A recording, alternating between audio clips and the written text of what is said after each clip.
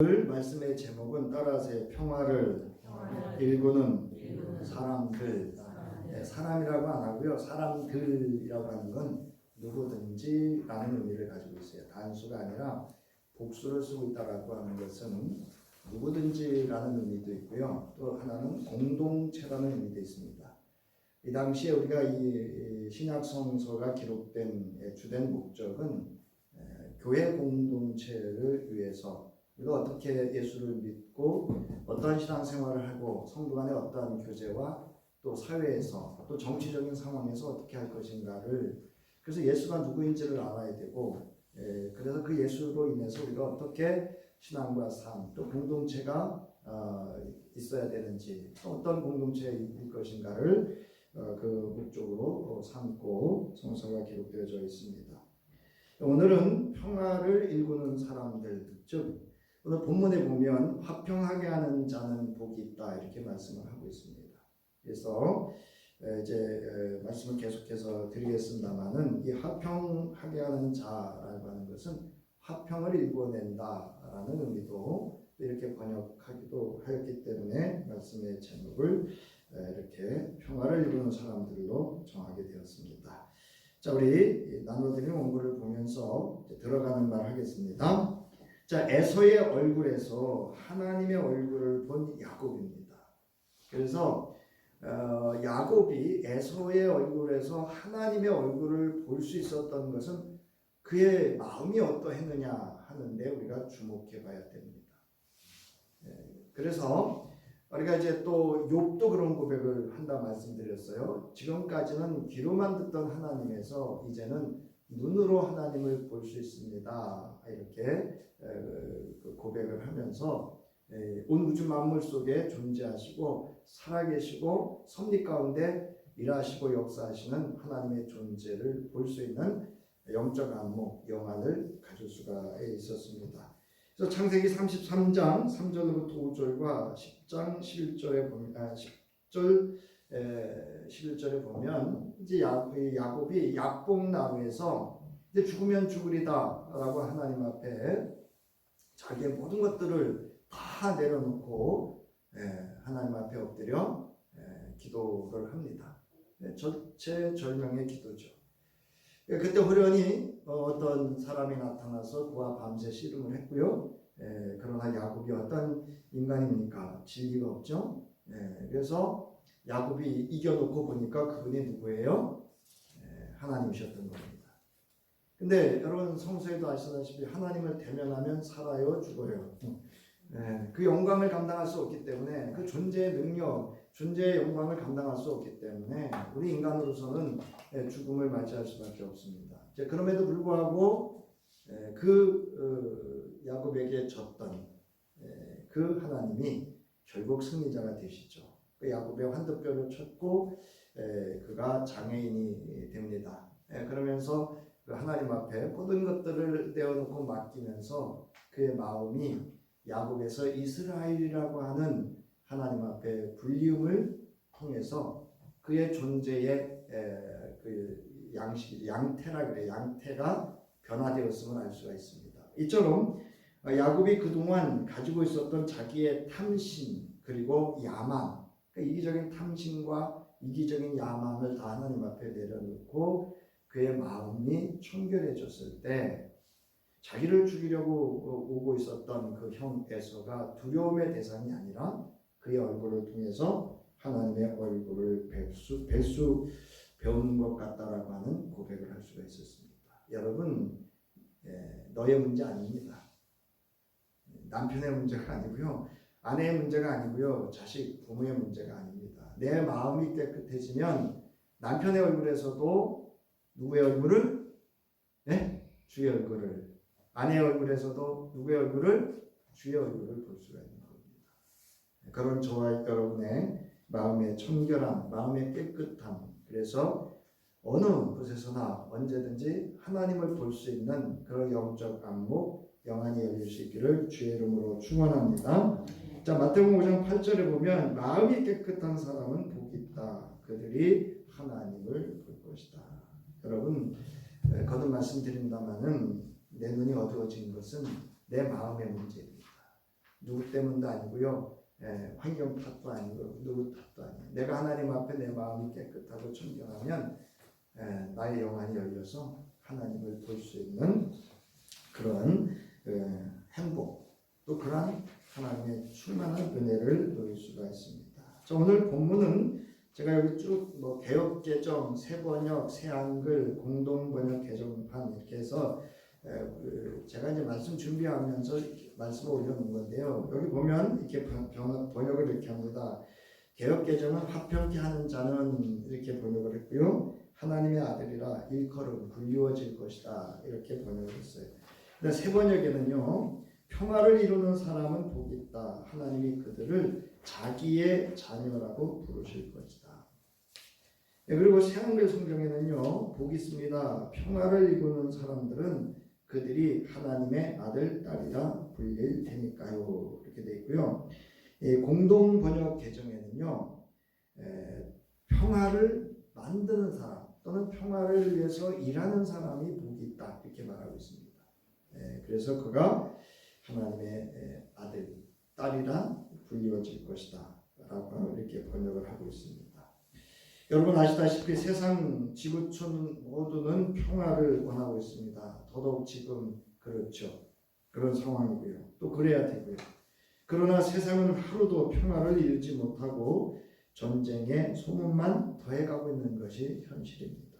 크게는 나라와 나라, 인종과 인종, 종교와 종교 간, 작게는 우리의 일상 가운데 사회와 사회, 사회는요 공동체를 말합니다. 직장 또는 무슨 모임 이런 모든 것들을 사회의 공동체를 우리가 사회라 이렇게 말하는데요. 이웃과 이웃은 다 포함됩니다. 우리가 살아가고 있는 모든 인간관계에 나와 대면하고 있는 이 가까운 관계를 우리가 이웃이다 이렇게 말합니다. 그래서 이 부부이고요, 또 부모 자식이고요, 형제고 동족이고요, 또 우리 가까운 관계를 가지고 있는 모두를 이웃이다 이렇게 말합니다. 이렇게 평화를 이루지 못하는 과연 이유는 무엇일까? 우리가 한번 화두를 좀 던져봅니다. 심지어 우리 기독교 공동체 내에서도 평화를 이루지 못해서요. 갈등, 분열, 다툼, 법정, 싸움, 정말 혈투. 이런 일들이 우리 기독 공동체 내에서도 평화를 이루지 못하는 이런 모습들을 우리가 볼 수가 있습니다. 그래서 예수께서는 화평케 하는 자는 복이 있다. 그들이 하나님의 아들이라 일컬음 불리워질 것이다. 이렇게 가르치십니다. 여기서 일컬음을 받다라고 하는 이름은요. 명명, 이름이 지어지다, 또 그렇게 불리워지다 이런 의미를 가지고 있습니다. 여러분, 우리가 이 하나님의 자녀라고 하는 거 은혜 중에 은혜인 줄 믿으시기를 주의 이름으로 축원합니다. 여러분, 하나님의 자녀라고 불려줄 수 있는 것은요. 하나님이 그렇게 불러주셔야 그렇게 되는 거예요. 누구 안에서? 예수 그리스도 안에서 불러주셔야 하나님의 자녀가 할 수가 있습니다. 자, 우리가 이제 다시 한번 이 본문을 이렇게 다시 돌이켜보면, 다시 이렇게 좀 바꿔서 보면 이런 표현이 하나님의 아들들은 평화를 만드는 자다 이렇게 할 수가 있습니다. 그래서 하나님의 아들들, 하나님의 자녀들, 하나님의 아들과 딸들은 평화를 일궈내고 평화를 만드는 사람들. 그래서 오늘 개역개정처럼 화평케 하는 자라는 것을 알 수가 있습니다. 자, 우리가 이제 이 본문을 이 직역을 보면 원어 성서의 원문대로 보면 화평을 만드는 자들은 복이 있다. 아까 이 복수를 쓴다는 의미 말씀드렸죠. 화평케 하는 자가 아니고 들이라고 하는 건 누구든지라는 의미도 있고 교회 공동체라고 하는 의미도 함축되어 있다 말씀을 드렸었습니다. 그들이 자기의 자녀라고 부르실 것이고 공동번역 개정판에는 평화를 위하여 일하는 사람은 행복하다. 그들은 하나님의 아들이 될 것이다 라고 합니다. 그래서 이것을 직역하면 화평을 만드는 자들은 복이 있다. 왜냐하면 그들이 하나님의 아들들이라 불려질 것이기 때문이다. 그래서 앞서 말씀드렸듯이 하나님의 아들, 딸이라 불려지는 이들은 화평을 만드는 행복한 사람이라고 하는 걸 알 수가 있습니다. 그래서 우리가 행복을 만드는 게 아니고요. 행복을 만드는 그런 행복한 존재, 하나님의 자녀로 불려지는 그 행복함으로 화평을 만드는 자는 그 행복을 더해서 행복하다 이런 뜻이에요. 그래서 여러분 제가 이렇게 복자에 대해서 거기 설명을 하고 있는데요. 지복이라고 하는 단어가 두 가지 의미가 있습니다. 하나는 하늘에서 내리는 행복이고요. 하나는 이 세상 그 무엇으로도 누릴 수 없는 더할 나위 없는 행복이라고 하는 의미를 가지고 있는 단어가 오늘 본문에 나오는 헬라어로 마카리오스라고 하는 단어를 쓰고 있다는 것도 우리가 주목하시고 이제 기억하시면 좋겠습니다. 자, 그러면 화평케 하는 자, 화평을 만드는 자, 화평을 일구는 자, 화평을 이루어내는 자는 그럼 어떤 의미를 가지고 있느냐라고 하는 겁니다. 그 다음 페이지 3페이지를 보세요. 이 3페이지 중간쯤에 보면 이렇게 나옵니다. 평화를 뜻하는 에이레네는 구약의 샬롬의 개념을 이어받은 온전함이라는 의미를 가지고 있습니다. 그래서 이 샬롬이라고 하는 건 두 가지 의미가 있습니다. 하나는 전쟁이 없는 상태. 하도 그 시대도 전쟁이 많았기 때문에 히브리어의 샬롬은 전쟁이 없는 상태를 의미합니다. 그 다음에 샬롬은 뭐냐? 하나님의 크신 은총 가운데 온전한 상태. 이건 완벽한 상태가 아니고요. 온전한 상태예요. 여러분 완전한과 완벽의 차이가 뭐냐면 이제 이번에 동부연의 교육자 대회를 마치고 의견 충돌이 일어났어요. 감사님들끼리. 그래서 저한테 또 전화가 와서 제가 또 3기 학교 어른들한테 어른 감사님들한테 전화를 드렸어요. 빨리 좀 이거 좀 더 이상 의견 충돌이 나지 않도록 해주셨으면 좋겠다. 이제 그런 말씀을 드리면서 제가 말씀드렸어요. 누구든지 완벽하지 않다. 어떤 일을 하든 실수가 있고 부족함이 있고 시행착오가 있고 또 그거에 대해서 이야기를 하면 겸허하게 받아들일 수 있고 또 참조하고 다음 행세 때 그런 것들을 더해서 유익함이 될 수 있도록 하는 것, 그게 완전합니다. 우리는 완벽하게 일을 하는 게 아니고 서로 부족함을 채워가며 완전하게 일을 하는 것이 그리스도 예수 안에서 부름받은 주의 백성들이 해야 될 일입니다. 우리는 완벽함을 원하기 때문에 완벽함을 원하면 뭐가 나오느냐면 옳고 그름을 가려요. 시비를 가린다. 근데 여러분 나도 부족하고 너도 부족해요. 그래서 그 부족함을 서로 채워갈 때 완전할 수가 있습니다. 그래서 여러분 부부도 하나님께서 혼자 외로이 있는 아담의 외로움을 보시기 좋았대요? 안 좋았대요? 안 좋았어요. 그래서 붙여주신 게 누구예요? 배필인데 그 배필이 어떤 배필이에요? 돕는 배필이에요. 그러니까 아담의 부족함이 있는 거예요. 하와의 부족함이 있는 겁니다. 그래서 하나됨을 말씀하고 있었던 겁니다. 그래서 여러분 우리는 이 샬롬이라고 하는 것은 바로 전쟁이 없는 상태 그리고 하나님의 은혜 가운데 우리가 완벽함이 아닌 온전하고 완전한 상태를 의미하고 있습니다. 자, 그런데 이 평화라고 하는 것은 하나님의 구속 사업에 근거한 것으로서 이미 시작된 하나님의 새로운 창조 사업의 한 편이다. 이 창조 사업이 뭐냐? 말씀인 모든 우주 만물을 창조하신 그 창조 사역의 주권자셨던 예수 그리스도, 그분이 사람이 되어서 이 땅에 오셔서 십자가에 죽으시고 죽은 자 가운데 다시 살아나셔서 부활하시고 40일 동안 그리고 그 위에 승천하시고 다시 오시는 그 하나님의 언약 가운데 이루어진 우주적인 평화요, 여기 나와 있듯이 새로운 창조 사업을 함께 의미를 담고 그로 말미암아, 즉 예수 그리스도로 말미암아 이 땅에 하늘의 평안이 이루어지는 상태를 지금 말하고 있는 것입니다. 자, 고린도후서 5장 17절에 보면 이렇습니다. 누구든지 그리스도 안에 있으면 그는 새로운 피조물입니다. 새롭다라고 하는 거예요. 새로운 예수 그리스도의 새 창조를 의미합니다. 그래서 옛것은 지나갔습니다. 보십시오. 새 것이 되었습니다. 할렐루야.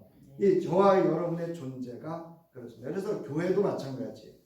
교회도 예수 그리스도로 말미암아 이 땅에 존재되어진 주님의 몸이시고 주님이 머리가 되시고 성령의 역사하심으로 시작되어진 세상의 복음을 전하는 하나님 나라의 근원과 같은 그런 존재로 있을 수 있었던 건 바로 예수 그리스도 안에서의 새 창조의 이 평화를 위한, 이 땅의 하나님 평화의 실현을 위한 사건이고, 또 교회는 그것을 이루어내는 곳입니다.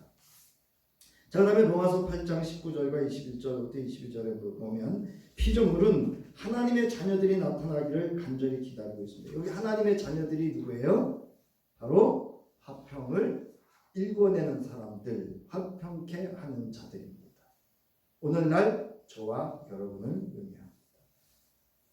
자, 그러면 에베소서 1장 10절에 보면요, 하늘에 있는 것이나 땅에 있는 것이 다 그리스도 안에서 통일되게 하려 하십니다.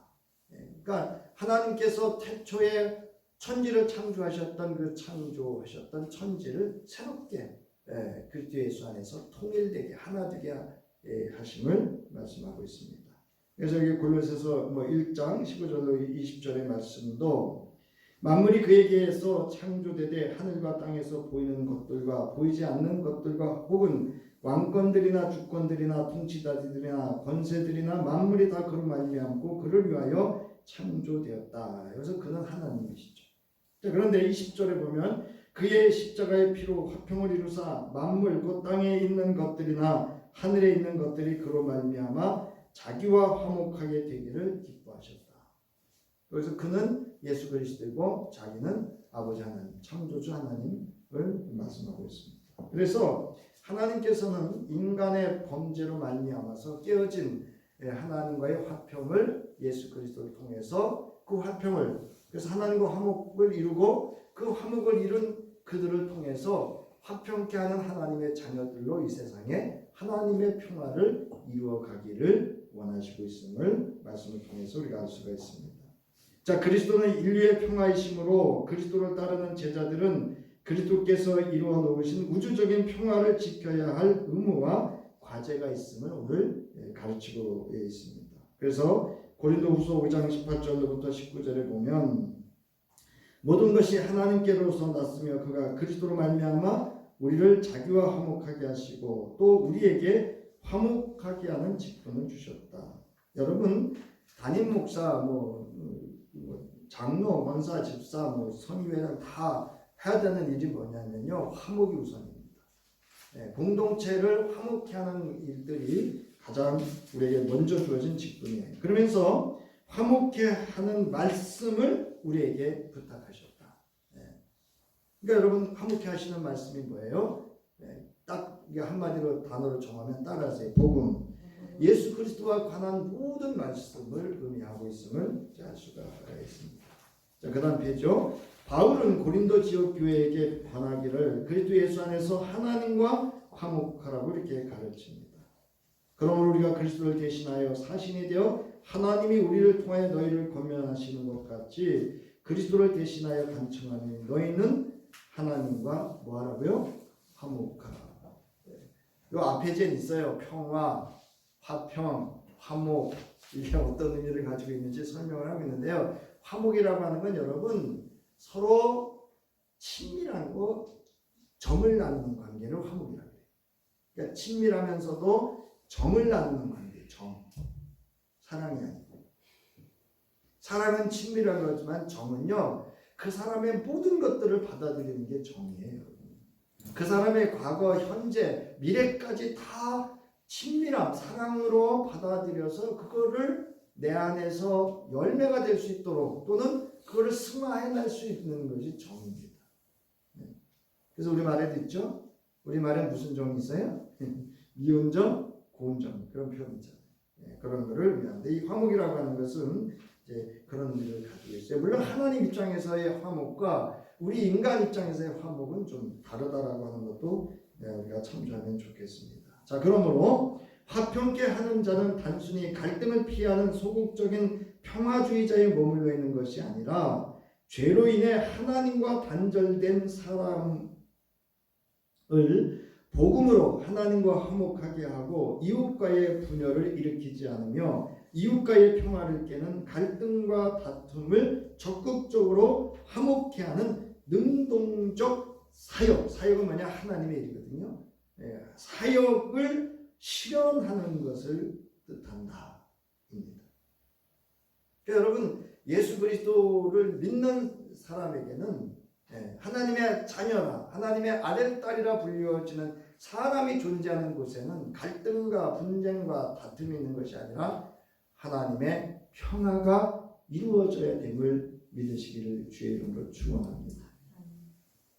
저는 한편으로 감사했어요. 제가 무엇이간데 23개 지방 감사님들이 지방 감사님들 간에 갈등이 발생했을 때 저한테 전화를 해주신 거예요. 그게 처음에 첫 번째로 감사했어요. 그리고 또 제가 어른 감사들, 어른인 게 저보다도 많아요. 제가 6번째인가 그렇더라고요. 나이 순으로 이렇게 하면 감사들 중에. 다 전화를 해서 감사합니다. 이거를 좀 잘 좀 합력할 수 있도록 좀 말씀해 주세요. 그럴 때 한 분도 네가 뭔데 이러지 않으셨어요. 너무감사 알겠어요. 제가 전화해서 이게 갑자기 마음을 모으도록 할게요. 전화할게요. 좀 기다려 보세요. 그래서 이처럼 화평을 일구는 일에 만드는 일에 함께 하셨던 그 성숙한 감사님들의 모습을 보면서 제가 또한 감사를 드렸어요. 근데 그 감사님은 여러분 목사도 그렇게 하지 마세요. 좀 예를 드는 거예요. 사람이 있기 때문에 그렇게 자기가 이제 열심히 한 거예요. 진정을 가지고 최선을 다했는데 누가 딱 지적을 하니까 탁 치신 거예요. 여러분 열심히 하고 진심으로 했는데 누가 칭찬하고 인정해주면 고맙지만 그런데 그러지 않으면 서운함이 생기는 건 인지상정이에요. 누구든지 마찬가지예요. 그래서 제가 그분 이제 저한테 전화를 하셨더라고요. 그래서 쭉 이야기를 했어요. 감사님 수고하셨고 애쓰시고 진심으로 하신 거 다 안다. 그리고 이 감사님도 더 잘했으면 좋겠다는 의미로 하신 말씀이다. 근데 서로 감정이 열심히 하시다 보고 또 진정을 하다 보니까 마음이 상하신 것 같다. 두 분이 좀 잠시 좀 멈추고 좀 시간을 좀 지연시켜 달라. 그리고 화합을 했으면 좋겠다. 이렇게 말씀을 드려서 이렇게 평화를 지금 유지하고 있습니다. 여러분, 저나 여러분이나 예수 그리스도를 믿는 저와 여러분, 하나님의 자녀라고 불리우는 저와 여러분이 있는 곳에는 갈등과 다툼과 분쟁이 아니라 하나님의 화평을 일구어 화평케 하는 자 될 수 있기를 주의 이름으로 축원합니다. 저도 싸울 줄 알아요. 저 잘 싸웁니다. 제가 농담 삼아 하는 말이 하나 있는데요. 저는요 물질 않아서 그렇지 한 번 물면 안 넣습니다. 그런 얘기도 했어요. 그런데 나이가 들어서 이렇게 보니까 그렇게 보면 다 부질없는 일 같아요.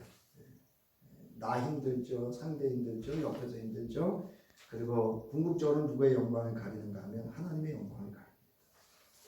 그래서 여러분 내가 10번 생각해도 오라도 예수 그리스도 안에서 화평을 위해서 인내할 수 있는 그런 하나님의 자녀의 믿음을 가질 수 있기를 다시금 주의 이름으로 축원합니다.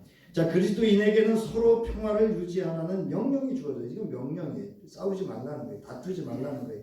왜냐하면 고린도 교회도 그렇고요. 각각 기독 공동체 초기 교회도요. 싸웠어요. 다퉜어요. 잘났다 그랬어요. 시기하고요. 질투하고요. 헐뜯고요. 차별하고요. 온갖 음란과 더러운 일들이 교회 안에서 있었습니다. 이것에 대해서 예수께서 이렇게 말씀하셨던 겁니다. 자, 그리스도인으로 서로 화목해야 합니다. 할 수 있는 한 그리스도 예수 안에서 모든 사람과 더불어 화평할 수 있어야 돼요. 그래서 에베소서 4장 1절로부터 6절에 보면 3절에 성령이 여러분을 평화의 띠로 묶어서 하나가 되게 해주신 것을 어떻게 지키라고요? 힘써 지키라고요. 힘쓰라는 건요. 이게 아니고요. 내 안에 올라오는 것들을 다스려야 돼요. 이게 힘쓰는 거예요. 그냥 내가 올라오는 대로 그냥 내가 다 쏟아내면 나는 괜찮아요. 나는 그걸로 끝날 수 있어요. 그러나 그 뒤에 그 상대나 그 옆에서 다른 이들이 받을 그 영향과 또 상처와 그 후유증들도 생각할 수 있어요. 그래서 여기 보면 성령이 여러분을 평화의 띠로 묶어서 하나가 되게 해주신 것을 힘써 지켜야 됩니다. 자, 그러면서 여러분 4절에 보세요. 우리를 불러주신 그 부르심의 목표가 소망도 하나였습니다. 주님도 한 분이시요 믿음도 하나요 세례도 하나요 하나님도 한 분이십니다. 하나님은 모든 것의 아버지시요 모든 것 위에 계시고 모든 것을 통하여 계시고 모든 것 안에 계시는 분이십니다. 어찌 우리가 한 아버지 안에서 다투고 싸우겠어요? 여러분, 우리의 자녀들이 가장 잘 사는 모습이 뭐죠? 돈 잘 벌어서 집 좋은 거 사고 뭐 좋은 차 타는 아니에요, 여러분. 형제간에 뭐 한 거예요? 네? 화목한 거예요. 우리 하나님도 마찬가지예요. 저와 여러분이 화목하실 때 좋으신 거예요. 여러분이 있는 곳에서 하나님의 평화를 이뤄낼 때 하나님이 기뻐하십니다. 로마서 12장 18절 여러분 쪽에서 할 수 있는 대로 모든 사람과 더불어 화평하게 지내십시오. 이제 여기 거의 50 중반 다 60대 되셨잖아요. 이제 우리가 해야 될 일은요, 화평케 하는 거예요. 화평을 만들어내는 거예요. 나 자신에 대해서도 여러분 화평하셔야 돼요. 예. 하나님과의 관계 속에서 나 자신에 대한 분노, 나 자신에 대한 그런 열등의식, 이런 것들이 누가 건드리면 나오거든요. 그러니까 이 나부터 하나님과의 관계 속에서 화목함, 나와 내가 화목할 수 있어야 돼요. 그러면 화목할 수 있어요. 화평을 만들어낼 수 있습니다. 자, 평화를 만드는 사람들입니다. 이처럼 화평을 도모하는 일을 하는 사람을 우리는 평화를 만드는 사람이다, 이렇게 오늘 본문에서 말씀을 하고 있습니다. 그래서 여러분 그 다음 페이지에 보면 평화를 만드는 사람들이라고 하는 것은 평화가 파괴되고 있는 곳에서 적극적으로 평화를 만들기 위해 행동하는 윤리적인 의미를 강하게 내포하고 행동을 말합니다. 행동. 즉 윤리적 책임 있는 행동을 말합니다. 수요 3일 기도회 때 말씀드린 것 같은데 좋은 설교자는 뭔지 아세요? 네. 제가 선배 목사님하고도 말씀 나눴어요. 선배하고. 나는 좋은 설교자는 강대성에서 화려한 미사오구를 쓰고 화려한 어휘를 쓰고 이게 아니라고 생각합니다. 본인이 하나님의 말씀을 전하면서 그 말씀에 먼저 도전이 되고 그 말씀에 순종하려고 하고 그 말씀을 직행하려고 하는 그 설교자가 저는 진정한 설교자고 그분이 설교를 잘하는 분이다, 이렇게 생각합니다. 예수 잘 믿는 것도 마찬가지 아닐까요? 여러분, 예수 그리스도를 따르는 제자로서 평화를 방해하는 악의 세력과 담대하게 맞서 싸워야 할 존재이며 나아가 하늘나라에서 화평을 만드는 사람으로 존재해야 함을 뜻합니다. 여러분, 여기 왜 하늘나라인지 아세요? 하늘나라는 그리스도의 통치가 이루어지는 모든 영역이에요. 이건 교회뿐만이 아닙니다. 가정뿐만이 아닙니다. 우리 모두가 있는 곳에서는 화평을 만드는 사람으로 존재할 수 있어야 돼요. 그러므로 설교자는 로마서 12장 9절부터 21절 말씀을 주목하게 됐습니다. 그 아래 보면 로마서 12장 9절부터 21절의 말씀이 나오는데요. 교회 공동체 안에서 이루어야 될 평화입니다. 여러분, 교회가 평안하면 가정이 평안하고요. 가정이 평안하면 모든 권사가 평안하고 잘 될 줄 믿으시기를 주의 이름으로 축원합니다. 여러분, 평안하면 잘 돼요. 여러분 다투는 가정 잘 되는 거 봤어요? 우리말로 쌈박질하는 가정 주고 잘 되는 가정 보셔요. 여러분, 어느 공동체든 어느 직장이든 어느 나라든 여러분 다투고 싸우는 데가 잘 되는 나라 없습니다. 잘 되는 곳 없습니다. 화평한 곳이 잘 됩니다. 그래서 로마서 12장 9절부터 21절의 말씀, 사랑에는 거짓이 없어야 합니다. 악한 것을 미워하고 선한 것을 굳게 잡아야 합니다. 그리고 쭉 여러분 내려오다 나면 16절 보세요. 16절. 서로 한 마음이 되고 교만한 마음을 품지 말고 비천한 사람들과 함께 사귀고 스스로 지혜가 있는 채 하지 마십시오. 여러분, 누군가와 갈등하고 다투고 분쟁하는 건 내 속에 내가 잘났지, 나는 옳지라고 하는 여기 말하는 교만함과 이런 것들이 내 속에 은연중에 작동되기 때문에 그렇습니다. 여러분, 여기 보세요. 비천한 자들과 함께 할 수 있는, 사귈 수 있는 것을 말하고 있습니다.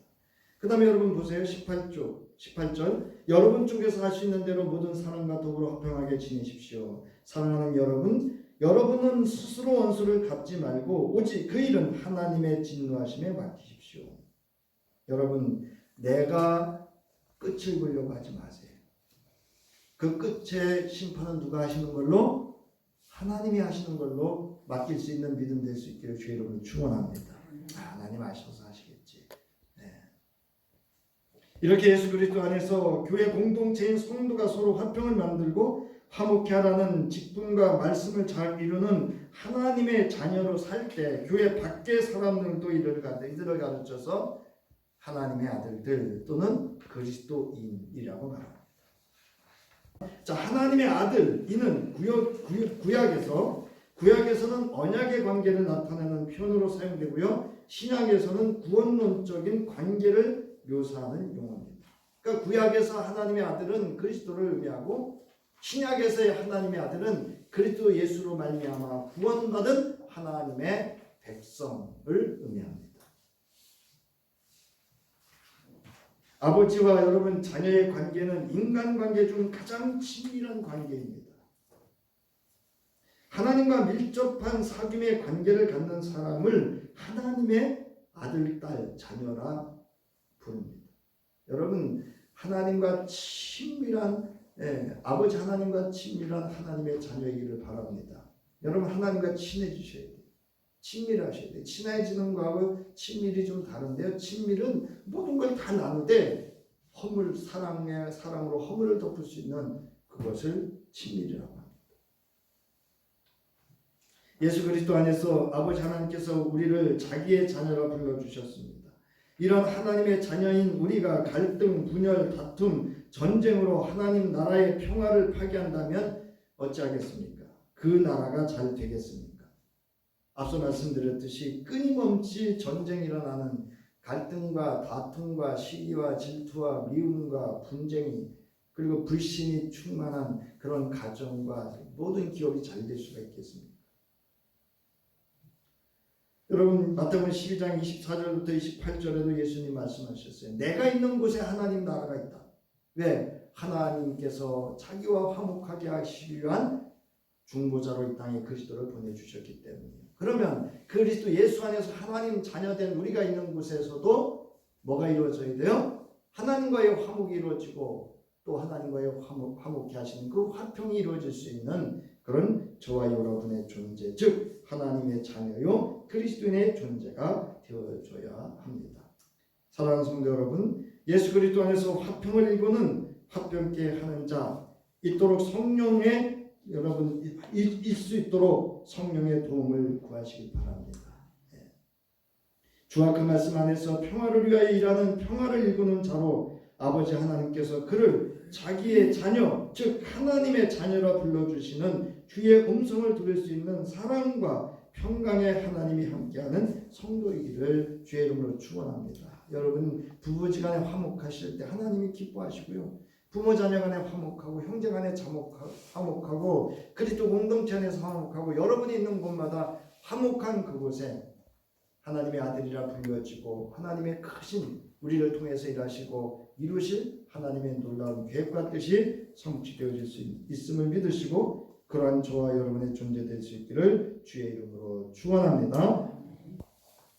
이제는 이 땅의 모든 죄악들을 사하시고 새 생명으로 새 피조물로 거듭나게 하시기 위하여 독생자 예수 그리스도를 이 땅에 보내주셨던 아버지 하나님의 무한하시고 극진하신 자비로우신 사랑과 기꺼이 십자가에 죽어주심으로 이 땅에 하나님의 평화를 이루시고 하나님과 화목케 하시고 이 땅에 모든 인류를 회복하여 하나님 서로 화목하며 행복하게 살아가기를 바라고 원하고 또 오늘도 우리를 도우시는 우리 주 예수 그리스도의 함께 하심과 오늘도 우리에게 성령 감동감화 역사하여 주시고 힘이 되어 주셔서 화평을 일구는 사람, 만드는 사람, 일하는 사람으로 살아갈 수 있도록 지혜가 되어 주시고 인도자 되어 주시고 길잡이 되어 주시고 또 영적 안목을 열어 주시고 우리를 다스릴 수 있는 힘이 되어 주실 성령이 함께 하시니